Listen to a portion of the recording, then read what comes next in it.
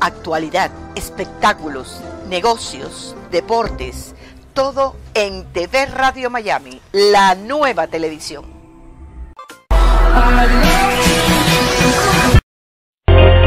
Agustín Rangugli, un periodista sin libreto. Hola, ¿cómo le va? Qué gusto de saludarlo. Aquí estamos, como de costumbre, haciendo Portal Miami, programa que emitimos por TV Radio Miami, en asociación estratégica con Radio Miami Internacional y todas las emisoras que generosamente toman nuestra transmisión. Nos vamos a ir a Buenos Aires. Allí hay ruido de guerra, ruidos que realmente no traen buenos estados de ánimo, porque hay un enfrentamiento tan fuerte entre los representantes del gobierno de Cristina Kirchner, que siguen creyendo que tienen todos los derechos del mundo y que deben tener a la comunidad bajo su puño. Y lo digo concretamente porque, más allá de todas las aberraciones que nos vamos encontrando todos los días respecto del saqueo que se generó durante 12 años a la ciudadanía argentina, porque al fin y al cabo los dineros son del pueblo, no solamente de un gobierno, sino y evidentemente han pegado fuerte en la economía de cada ciudadano argentino. Todo esto tiene muchas consecuencias. Las consecuencias se están dando por este debate que se está realizando en el Congreso de la Nación, por la aplicación de nuevas tarifas que el gobierno se vio obligado a ajustar a consecuencia de los altos subsidios que tenía el servicio de energía en Argentina. Un servicio que, sin embargo, era desigual porque, en cuanto a sus precios, porque tanto era bajar los precios o controlarlos de forma beneficiosa para los ciudadanos de la ciudad de Buenos Aires, como eran muy caros comparativamente para los del interior del país. Esa desigualdad evidentemente era injusta, y también, además, la influencia que tenían esos subsidios en las arcas del Estado. Bueno, el gobierno argentino, el nuevo gobierno comandado por Mauricio Macri, tuvo que ajustar esos precios al costo real de la energía, porque además Argentina se está quedando sin energía propia.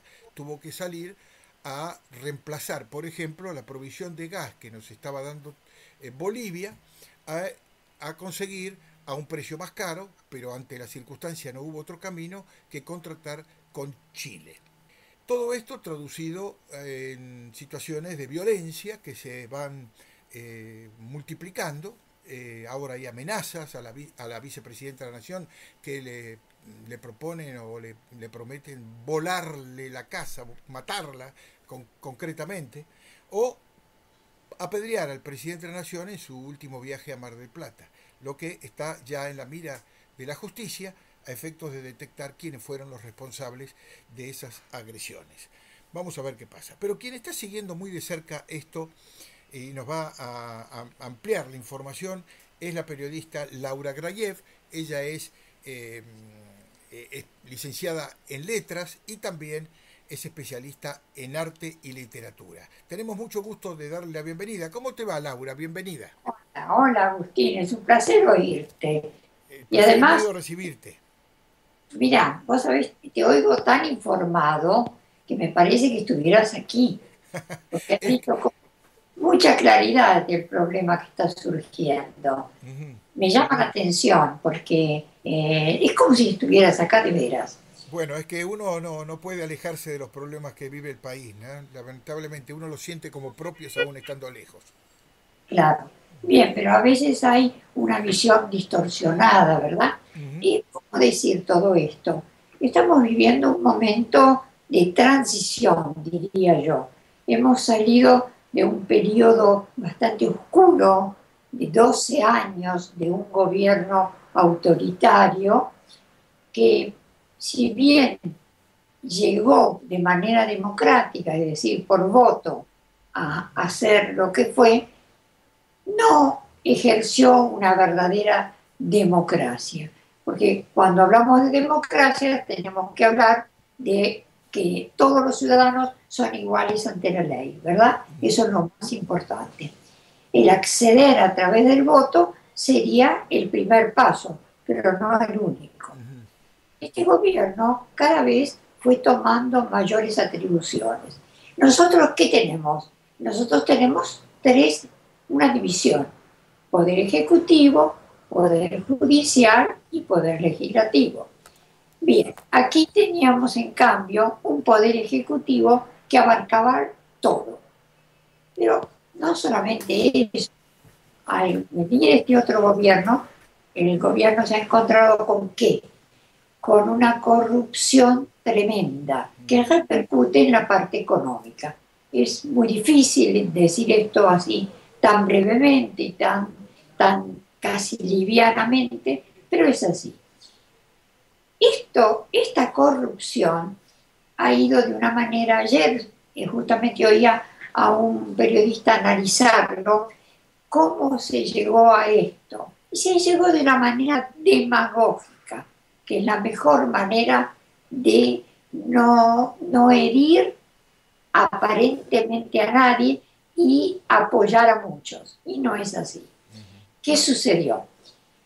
Se hicieron obras públicas, mejor dicho, se anunciaron obras públicas, hasta se las inauguró y no existían, pero los dineros desaparecían.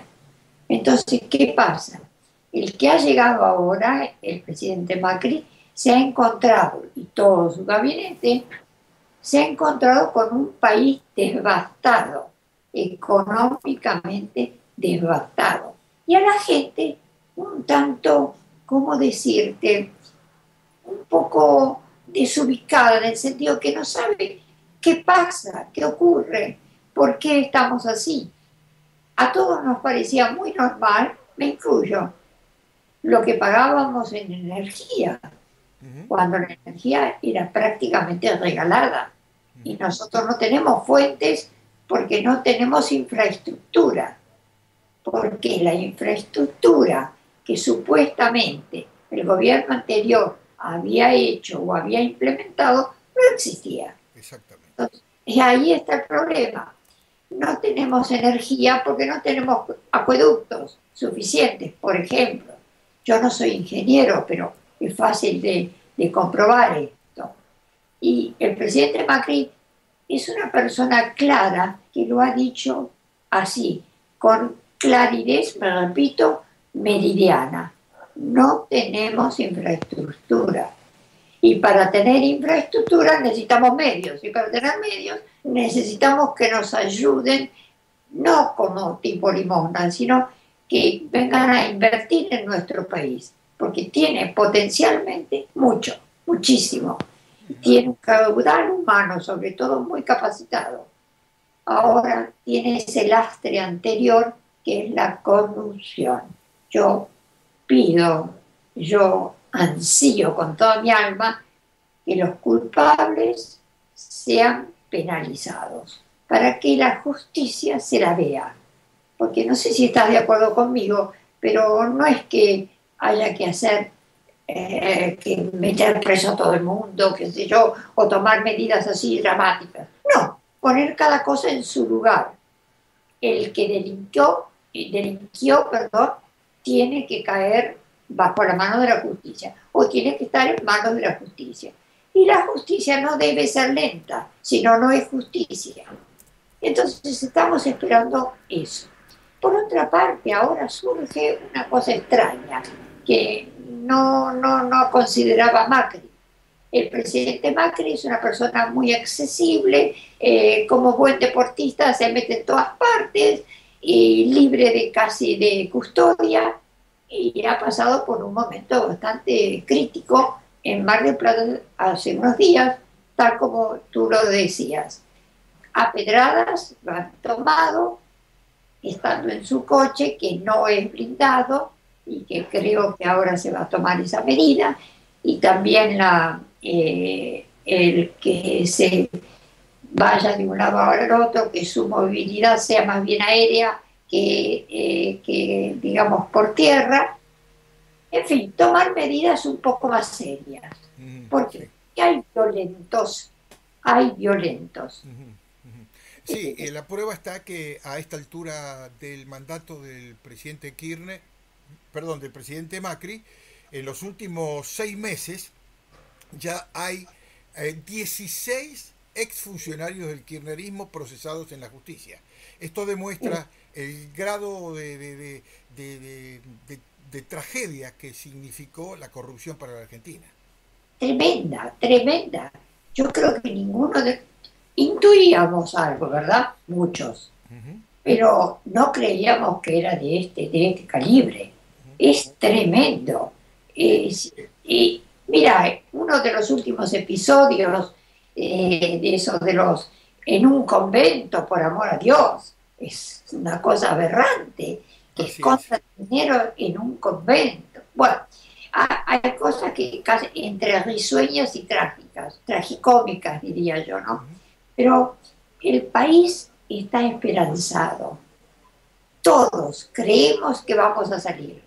Yo creo que va a costar, que va a ser un poco duro, pero mira, ¿quién sabe? Por primera vez el argentino piensa, tengo que poner el hombro. Porque otras veces cuando se elegía un presidente, ¿sabes qué se le preguntaba?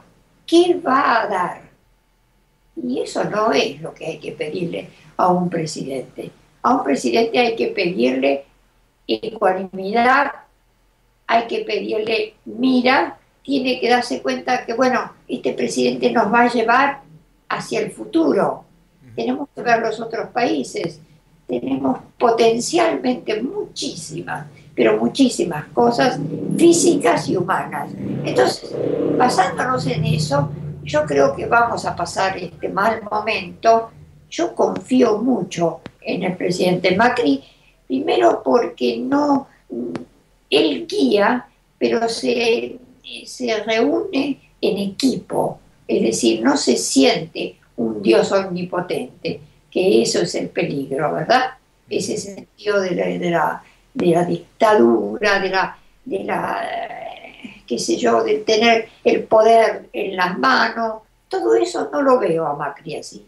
A Macri lo veo eligiendo muy bien sus colaboradores, siendo firme, tiene que mantenerse firme. Me parece que los colaboradores que ha tomado son excelentes, cada uno en su área, y bueno, yo creo que salimos.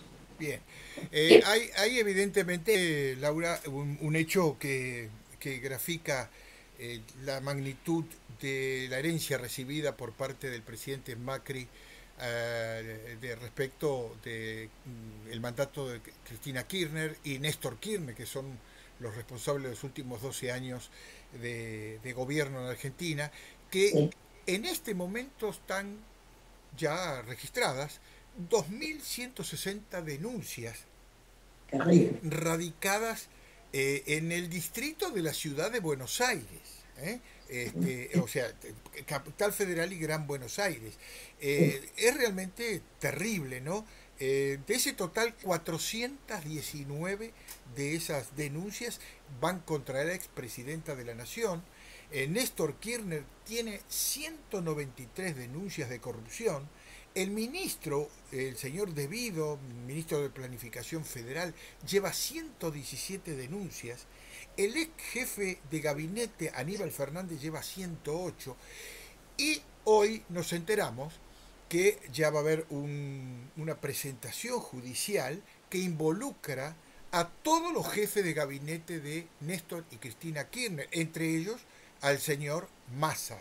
Hoy prácticamente enfocándose en un fuerte crítico de la posición que tiene el gobierno respecto del tema del costo de la energía, pero que hasta hace poco era como uno aliado del presidente Macri.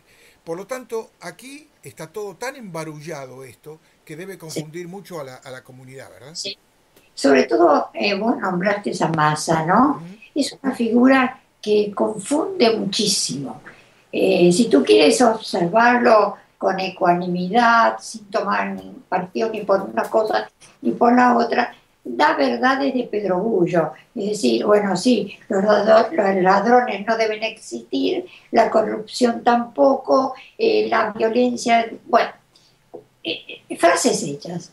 Ha pasado por todos los partidos.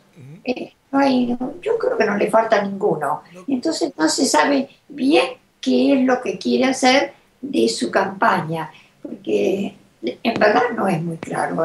Yo creo que no es cuestión de campaña lo que él quiere hacer. Lo que él quiere hacer es estar en los dos lados con un pie en cada lado, de forma tal de estar, digamos, bien parado, lo que lo va a llevar a tropezar muy fuerte, evidentemente, Sí, porque sí. se está poniendo en evidencia que no tiene una conducta adecuada y que es un poco veleta, ¿no? Hoy, cuando le convino, estuvo con Cristina, recordemos Sí. que fue jefe de gabinete de Néstor Kirchner. La posición de Massa es bastante complicada y yo creo que va por mal camino. De cualquier manera, estamos aquí para ponerle el pecho a las balas, y yo imagino que cada argentino tendrá que asumir las responsabilidades, porque hay algo, Laura, que hay que recordar.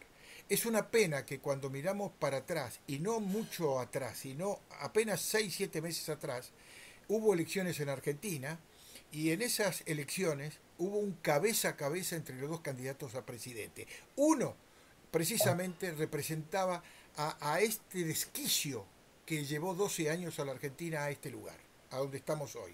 Una situación realmente gravísima en lo económico, en cuanto a la infraestructura del país, que está totalmente destruida, y la falta de panorama para el futuro, porque evidentemente todo lo que pase hoy en el Congreso con respecto a esta discusión de las tarifas va a marcar mucho qué va a pasar en el futuro de los argentinos.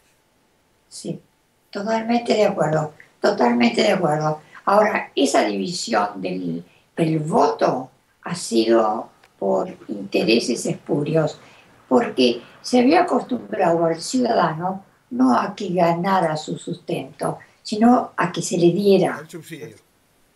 El subsidio era la palabra, pero sin embargo, esa palabra era esencial. Entonces, al quitarle eso, yo te doy mi palabra, que para mí es una sorpresa, cómo Macri ha podido hacer eso, de sacar, de cambiar tantas cosas en tan poco tiempo. Pero claro, tenemos que darle un poco más de tiempo, porque hay muchas cosas y él mismo tiene que tomar la cosa en serio y darse cuenta que, bueno, que no es todo tan rosado ni tan sencillo. No, ya lo está sintiendo en carne propia, sin ninguna Sí, duda. sí. Bien, Sí. Laura, se nos fue el tiempo, pero seguramente este tema da para mucho. Además hay otros temas que tendríamos que conversar también, que seguramente dejaremos para otra oportunidad. Si te parece bien, nos reencontramos en el curso de la semana próxima. Cuando vos quieras, con todo gusto. Muchísimas gracias, Laura. Gracias a vos. Saludos. Laura Grayev, periodista, ella es licenciada en Letras, especialista en Arte y Literatura y analista político. Así que vamos a volver con ella en el curso de los próximos días. Hay muchos temas que seguramente serán motivo de análisis, como cómo terminará esta historia que se está debatiendo en el Congreso sobre el futuro de las tarifas de energía, que no pasa solamente por el precio de la energía, sino pasa fundamentalmente por la capacidad económica del gobierno de seguir haciendo lo que hay que hacer, reconstruir el país. Hacemos la pausa y venimos enseguida. Sumamos más de 10 millones de suscriptores. Ahora también puedes vernos en Roku. Gracias por su apoyo. TV Radio Miami.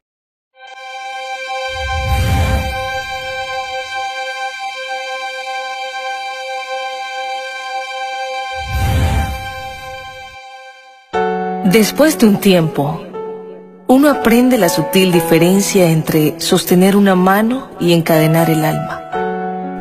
Y uno aprende que el amor no significa acostarse y una compañía no significa seguridad. Y uno empieza a aprender que los besos no son contratos y los regalos no son promesas. Y uno empieza a aceptar sus derrotas con la cabeza alta y los ojos abiertos.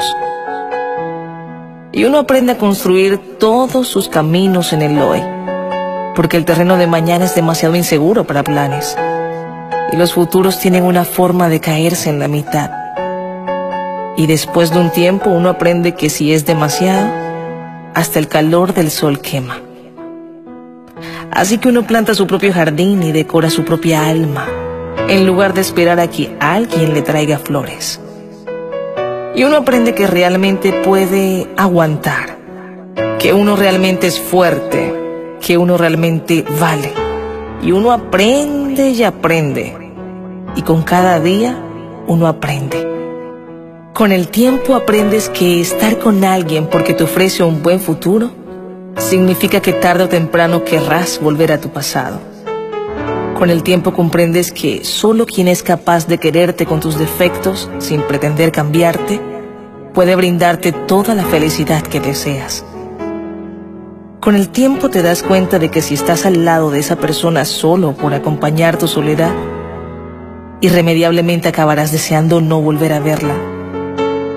Con el tiempo entiendes que los verdaderos amigos son contados y que el que no lucha por ellos, tarde o temprano se verá rodeado de amistades falsas.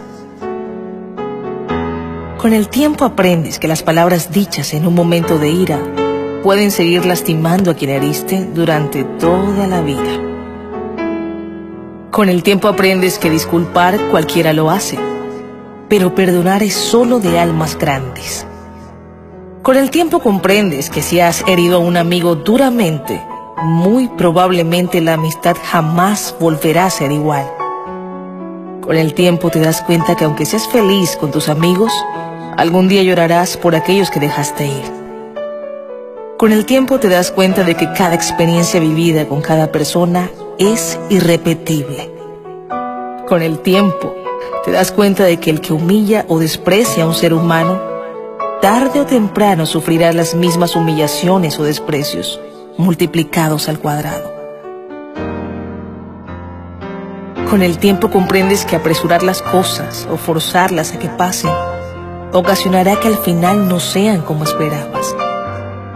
Con el tiempo te das cuenta de que en realidad lo mejor no era el futuro, sino el momento que estabas viviendo justo en ese instante. Con el tiempo aprenderás que intentar perdonar o pedir perdón, decir que amas, decir que extrañas, decir que necesitas, decir que quieres ser amigo, ante una tumba ya no tiene ningún sentido. Ya es tarde. Nunca dejes que algo te sea demasiado tarde. Pero desafortunadamente lo aprenderás solo con el tiempo.